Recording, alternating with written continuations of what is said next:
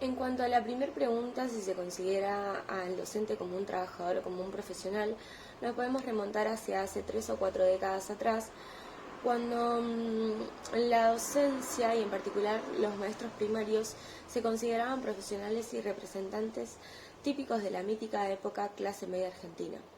En este contexto se confundía a la docencia con algo así como un apostolado, es decir, cuyo origen tenía que ver con lo religioso y se suponía la tarea docente como una entrega totalmente desinteresada. Hacia la década del 60 comenzaron las huelgas y con estas un sindicalismo que identifica al docente con la imagen de un trabajador y se impregna de los vicios y virtudes de un sindicalismo popular.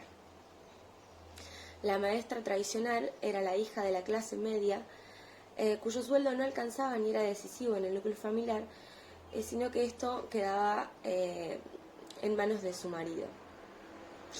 La proletarización afectó tan fuertemente a la clase media y en sí a la rama docente que podemos afirmar que las hijas de la clase media alta argentina optaban por carreras universitarias, mientras que la carrera docente quedó como una opción para las hijas de la clase media baja.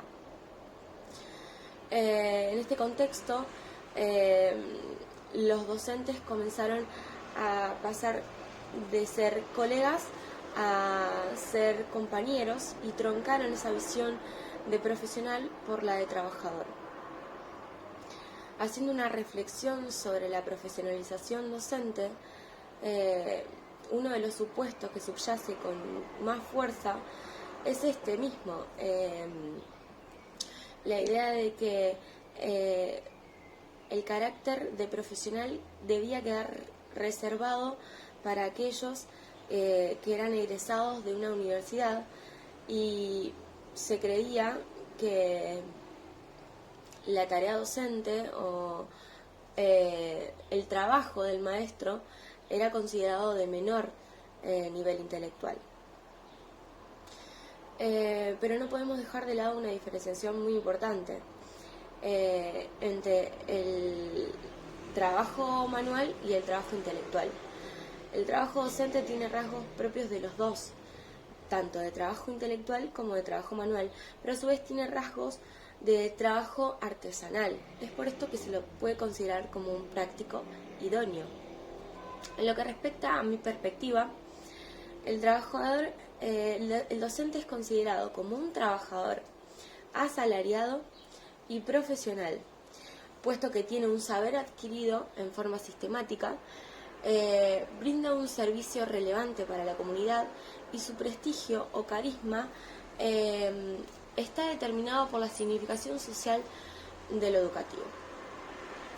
Tampoco podemos dejar de lado la larga o la ardua jornada laboral docente, que es un trabajo de tiempo completo y requiere un tiempo frente a los alumnos, otro tiempo para la planificación, así como para la corrección de tareas y la actualización o capacitación que requiere un docente. Por esto que no se lo puede considerar como un simple trabajador, sino que en lo que respecta a mi perspectiva es un trabajador asalariado y un profesional. En cuanto a la segunda pregunta de qué se relaciona la labor docente y el sistema educativo con el lado documental de la educación prohibida, no podemos remontar al postulado de Pineau, en el que explica por qué triunfa la escuela. Y él nos dice que la escuela triunfa porque es la única capaz de hacerse cargo de la definición moderna de educación. A su vez, él hace referencia a unas 17 piezas que se fueron ensamblando para constituir lo que se denomina la escuela, y que estas 17 piezas debían estar funcionando y encastrando perfectamente para funcionar. Es por esto que se decía que la escuela era una máquina. el autor busca explicar por qué la escuela se constituyó en la forma hegemónica de la educación, y su objetivo será mostrar cómo a través de estas 17 piezas la escuela no tuvo una evolución natural, sino que fue producto de una serie de rupturas en su historia que la colocaron en un punto cúlmine de la educación propia de la modernidad. Y dichos pilares deben buscarse, según el autor, dentro de 3 discursos en el siglo XIX. Y estos son el liberalismo, el positivismo y el aula tradicional. Por su parte, el liberalismo plantea la constitución de sujetos libres por medio de la educación como condición para existir en el mercado y a su vez también para la ciudadanía.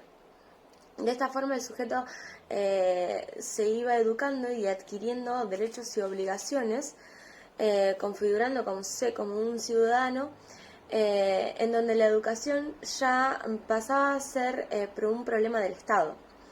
Y acá también se aporta la idea de que la educación permitía un ascenso social.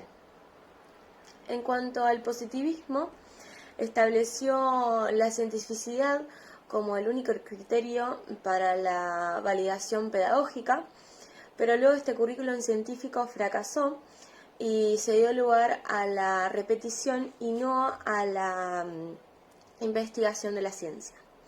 En cuanto al aula tradicional, ordenó las prácticas cotidianas, otorgándole al docente un lugar privilegiado en el proceso de aprendizaje. Entonces, fue así como hacia fines del siglo XIX el proceso de aprendizaje quedó conformado por un triángulo: el docente, el alumno y los saberes. Pero luego, con el paso del tiempo, la escuela reinante de ese siglo comenzó a tener fuerte discusión y entró en un debate entre lo que se conoce como el debate entre la escuela tradicional y la escuela nueva,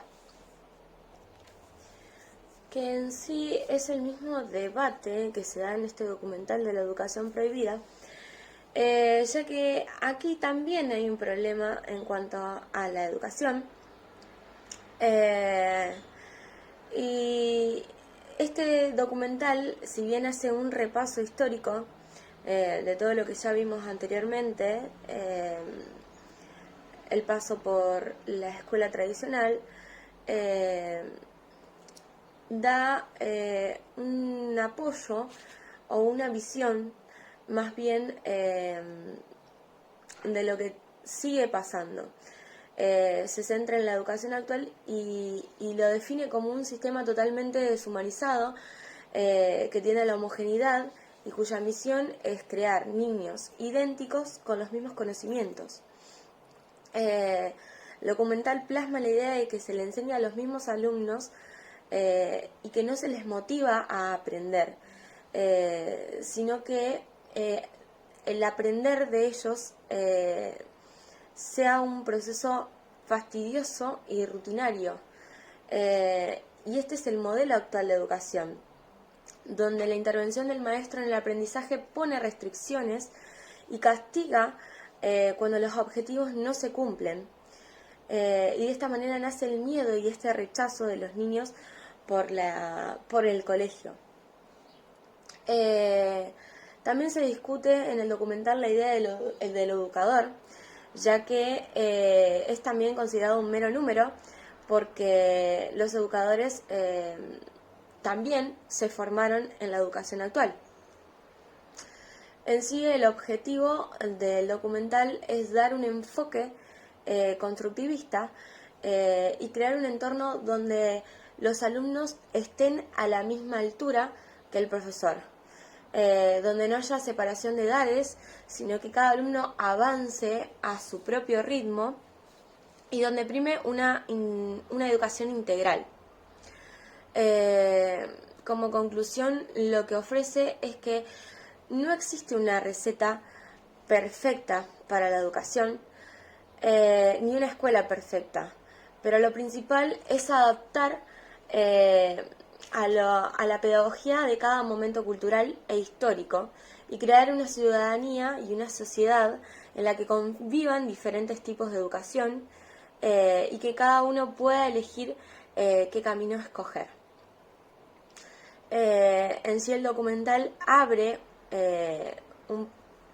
una visión a un posible nuevo paradigma, mostrando evidentemente cómo lo hace Pineau, también el recorrido de la creación de la escuela y los cambios en los que se ha inmiscuido, pero si bien hoy cambiamos de paradigma, seguimos teniendo muchos resabios de la escuela tradicional muy arraigados a nuestra cultura, y lo que necesita sería más bien un enfoque constructivista. Por último, ¿cómo definirías el concepto de educación? Bueno, y acá se puede decir que la educación es un fenómeno necesario e inherente a toda la sociedad humana para la supervivencia de todo orden social. Es decir, la forma de educar y los saberes que se enseñan varían de una sociedad a la otra, de una época a otra y de una cultura a otra. Pero es un fenómeno universal. No existe nadie ni ninguna sociedad que no desarrolle estas prácticas educativas, que no desarrolle educación. Es por esto que se lo considera como un fenómeno inherente a todo ser humano y una sociabilización que trata de transmitir saberes de manera intencional y consciente.